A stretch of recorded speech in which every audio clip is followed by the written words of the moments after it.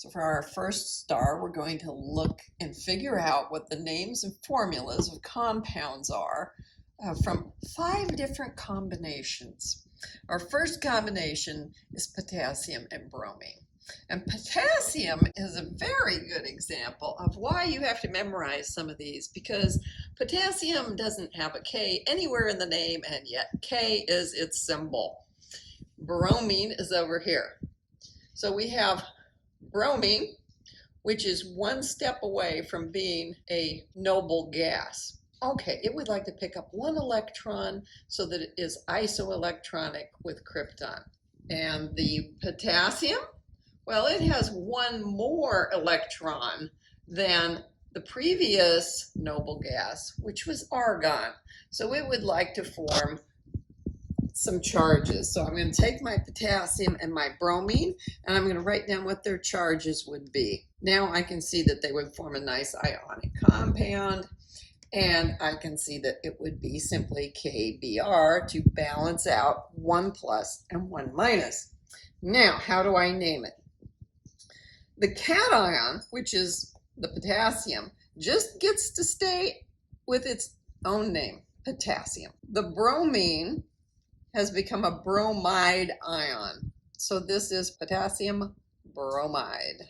Second, we have calcium and we have oxygen. If we go and look at those on the periodic table, we'll see that calcium here is in the second column. So it's going to make a +2. And oxygen is here 2 steps away from neon. So it will form a -2. So we'll put 2 pluses and 2 minuses on that.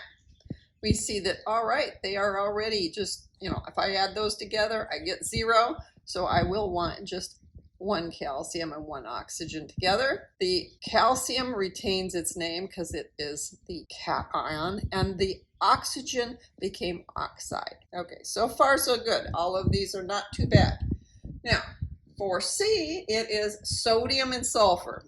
And sodium is Na. Again, another one that definitely have to go and memorize. And then sulfur. Here's sodium, 1 step past neon, the previous noble gas, so it will form a +1 ion. And then we have sulfur. Sulfur is 2 steps from argon, so it will form a -2 ion. So a single positive there, 2 minuses there, and that means I can't just add them. They're going to have to be combined a little more cleverly than that. To get the -2, I'm going to need 2 sodiums. So I need 2 sodiums, and the way that I indicate that is I put the 2 down here low. So 2 sodiums with a sulfur. Sodium, once again, the cation retains its name. Sulfur became a sulfide, sodium sulfide. D, magnesium and chlorine. Now I just want to have a little aside here. You see, here's magnesium and here's manganese. So you do have to be a little careful with these guys. And originally they didn't even realize they had 2 different elements. It took a little while for them to be able to separate magnesium from manganese properly. But we're working with magnesium, which is in the second column. It'll form a +2 ion. And we are working with chlorine, which only needs 1 more electron to look like an argon. So we'll label that. The magnesium is a 2 plus, the chlorine, a single minus. Same sort of behavior as in the previous one, but okay, which one is doubled is different. So 1 magnesium, but 2 chlorines. Magnesium, and this time chloride. So you see, these are all the ides. Aluminum and oxygen. Oh, we did oxygen once already. Remember, it was 2 away from looking like a neon. What about this aluminum? Oh my, wow. I have to say it's acting like a metal. So 1, 2, 3 is how many electrons it will have to lose in order to look like a neon. If you lose electrons with a negative charge, minus is a plus, and you're going to have 3 pluses on this aluminum. Okay.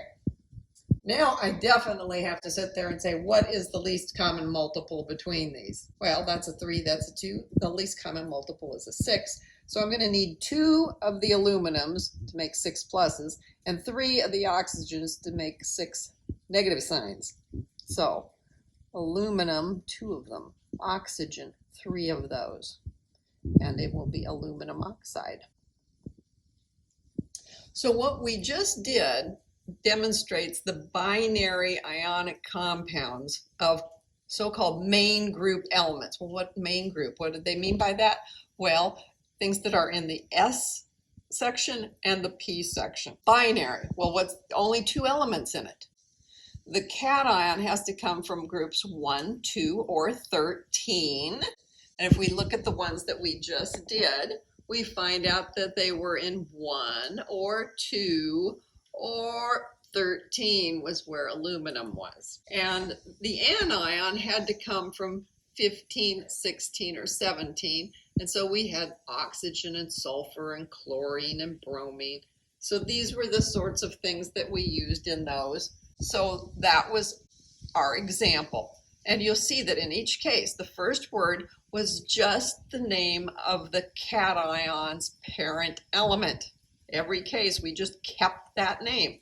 On the second one, we always put an "ide" on it. And the other thing we had to do was to make sure that the charges were balanced, and that's why we had to look and see, okay, +1, -1, oh, +2, -1, oh, we're going to have something to balance. And so that was what we were doing in every case in these, to make sure that the charges all ended up being neutral overall. So what was missing from what we did before?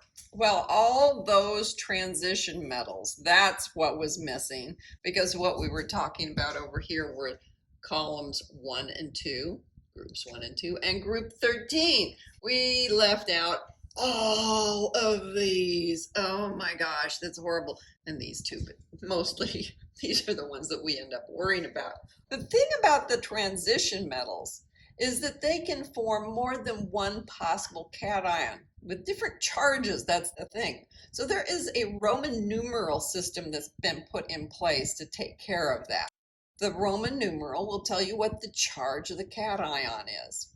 Now, historically, they used different things. Remember the us's and the ics from the acid naming? Yeah, they used to use those. Like here, copper can form more than one possible ion. It can form a +1 or a +2.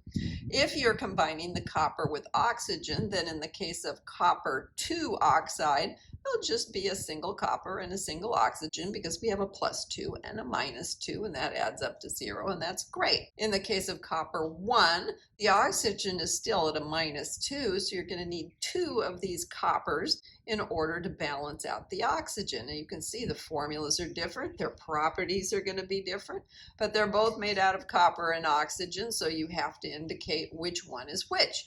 And in the old system, it was cuprous oxide and cupric oxide, which is just incredibly, we don't need any more things to remember. Thank you. So don't do that. That's just there in case you happen to come across something very old that you are like, what is this? I've never heard of it. Now you've heard of it. Now you can say, I'm not using it because this is so much easier. All right. So now that we know how to take a formula and turn it into a name, we probably ought to know how to take a name and turn it into a formula. We have 3 of them that we are going to do here. So let's take a look at the first one. Well, we see here iron and the Roman numeral. Oh, so we know that this iron has a +2 charge. We also see the word sulfide, I'd like to be alone, right? So that means the sulfur is all by itself. Now, what does sulfur do when it's by itself? Well, it's right here. If it picks up 2 electrons, it'll look like argon. So yes, it's going to do that. It will be a -2 charge. Then I can look at that and say, well, that's a +2, that's a -2. This one was nice and easy. Now let's go on to the second one, which was iron 3 oxide. Again, this told us all about itself. Very nice. Iron with a +3 charge. Oxide. Over to oxygen. Oh, that's going to do like sulfur did. It wants to pick up 2 to look like the nearest noble gas, so it's going to be a -2 charge. Oxide, a -2 charge. Oh, this is where I have to use the least common multiple. It's going to be 6, so I'm going to need 2 irons to make a +6, and 3 oxygens to make a -6. And lastly, we have this one called cobalt 2 chloride hexahydrate. What? Where did that come from? Well, I have to show you something new and different, so that's where the hexahydrate comes in. But we'll start right here, cobalt 2. So cobalt, CO, 2 plus. Now I do want to point out, you're going to have to be very careful with all the C's because there are a lot of them in the periodic table. There's carbon and chlorine and copper and chromium and calcium and cesium. Oh my gosh. Well, that's our cobalt though, CO. So you definitely have to memorize some of these. You're going to have trouble. Back to this. Cobalt has a +2. Chloride. I'd like to be alone. Kind of funny to call it alone when we got some more stuff that we're saying here. And then I'd. Okay, so let's go up here. If it picks up 1 electron, it'll look like argon.